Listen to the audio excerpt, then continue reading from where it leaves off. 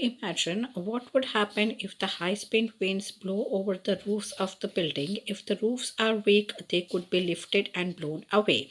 If you have any such experiences, share it with your friends. You know that when the storms comes and many times high speed winds are there, so the roofs of the building sometimes which are weak or with the thatched roofs या कच्चे जो छतें होती हैं वो बहुत बार उड़ जाते हैं because the wind has so much of pressure that it carries away those things with it.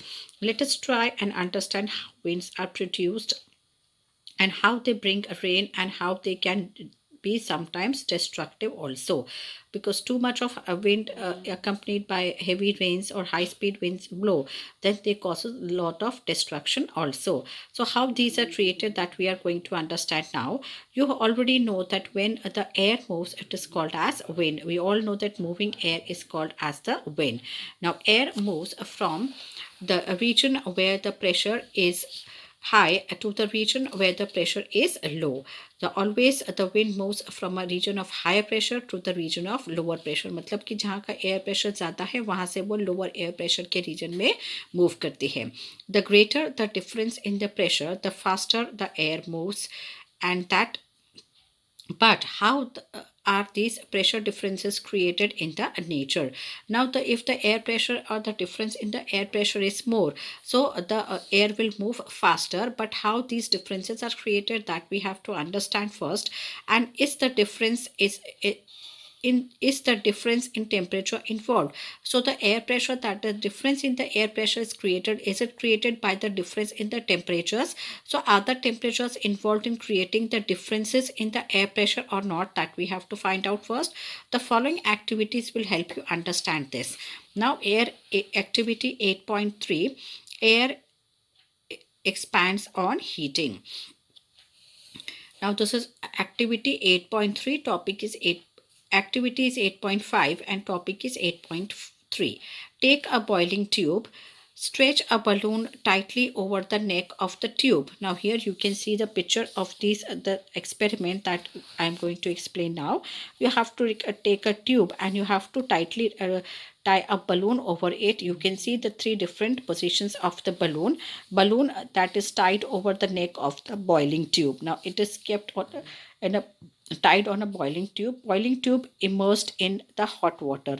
Now this tube is immersed in the hot water and boiling tube is immersed in the ice cold water. From hot water, then again the tube the third one, the tube is immersed in the ice cold, means chilled water. You can use a tape to make it tight. Pour some hot water in a beaker. Now this tube is kept in a beaker. Insert the boiling tube with the balloon in the hot water. Observe for 2 to 3 minutes for any change in the shape of the balloon. Take the tube out and let it cool down to the room temperature. Then take some ice cold water in another beaker and place the tube with the balloon in the ice cold water for 2 to 3 minutes. Observe the change in the shape of the balloon. Now two things you have to do. First, you have to pour some hot water in a beaker and insert the boiling tube. You have to take a tube which is boiling water is inside the tube, balloon fixed over the neck of the boiling tube. You have to take a tube which is boiling in a beaker. Then you have to keep this beaker in the boiling tube in a hot water for some time, and then you have to see the change in the shape of the balloon. For 2 to 3 minutes you have to keep this tube in the boiling hot water only and see the changes in the shape of the balloon. After some time, let it cool. Take out this tube from the hot water and let it cool for some time, and the temperature should come to the room temperature, and then put that in the ice cold water, and then again you see the change in the shape of the balloon. Think and try what makes the balloon inflated when the boiling tube is placed in hot water, and why is the same balloon deflated when the tube is kept in cold water. Now here in the picture itself you can see that when the this tube is kept in the boiling water, you can see a little bit of inflation or the air getting inside the balloon. You can see this. But when the same is kept in the ice cold water, it has deflated, means all the air has gone out of this balloon. यहाँ पर जो थी balloon के अंदर थोड़ी हवा भरी थी, और यहाँ पर क्या हुआ, जब कोल्ड वाटर पे रखा तो बलून में से सारी हवा जो है निकल गई. That means it was deflated. Can we infer from the first observation that air expands on heating? Can you now state that Can you now state what happens to the air in the boiling tube when it cools down? Now, the air it reduces when the water cools down, so the steam gets condensed and the air gets reduced to the, you can see the deflated balloon weight. But when the water is boiling, there's a lot of steam or there's a lot of heat, air that is going upwards, so that air, the balloon gets inflated.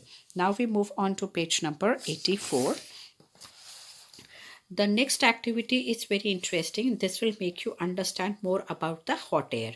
This is your activity 8.6. Take two paper bags or empty paper cups of the same size. Hang the two bags in the inverted position on the two ends of a metal or a wooden stick. Now here you have to take either two paper bags or two paper cups, and you have to hang it in on a stick, and in between you have to put a center on the stick, and then on both the sides you have to hang these two paper cups in the inverted form. That means from this the inverted form means ulta रखना है, जिससे कि जो open side है that will come down either of the paper bag or of the paper cups, and then you have to place a candle over here. The stick has to be either metal or the wooden stick. Take a piece of thread in the middle of the stick. Hold the stick by the thread as it is shown and making a balance. Now here you have to make an exact balance in the center. You have to place it, and from this side and this side, both the sides, you have to place at an equal distance these paper cups. You have to hang it inverted. Now put a burning candle below some one of the bags as shown in the figure. Observe what happens. What is the balance of the why is the balance of the bags disturbed? Does this activity indicate that the warm air rises up? As the warm air rises up, it pushes the bag above the candle. Does the disturbance of the balance suggest that warm air is lighter and then the cold air? Now, when you will place the candle, a burning candle, below one of the bags, out of the two bags, only under one bag you have to place a burning candle. After some time, you will see that there will be the disturbance in the balance of the bags. That means the stick will bend one side and lift on the other side.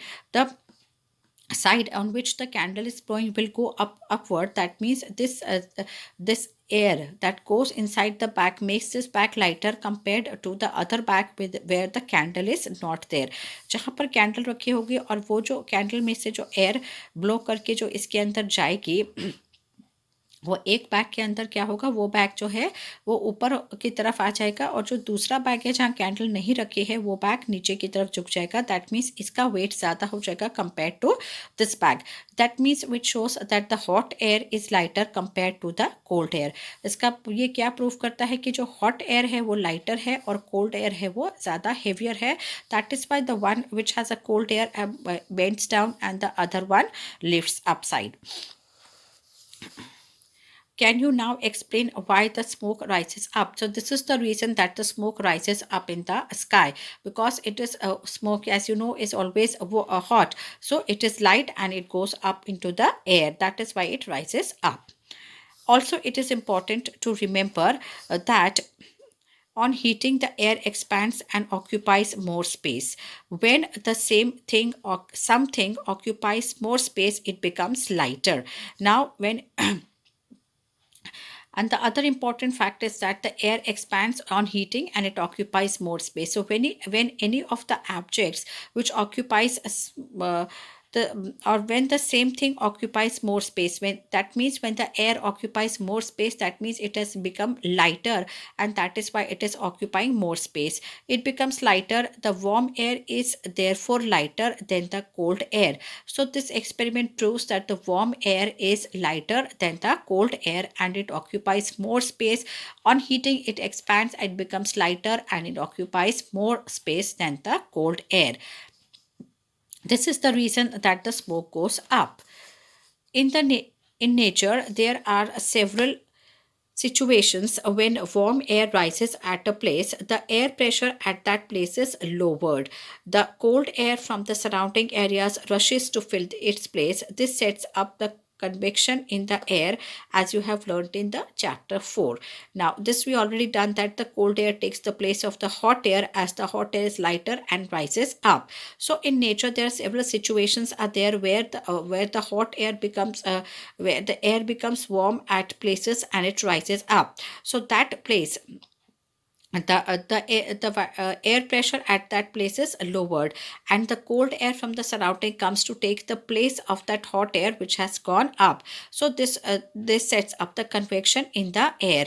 हमने जो heat में पढ़ा था conduction convection, so this convection comes here again. So this the cold air that takes the place of the hot air, then again it becomes hot and it rises up. So the other cold air near the surrounding takes the place of that hot air. So this process continuously goes on, and this creates the convection in the air.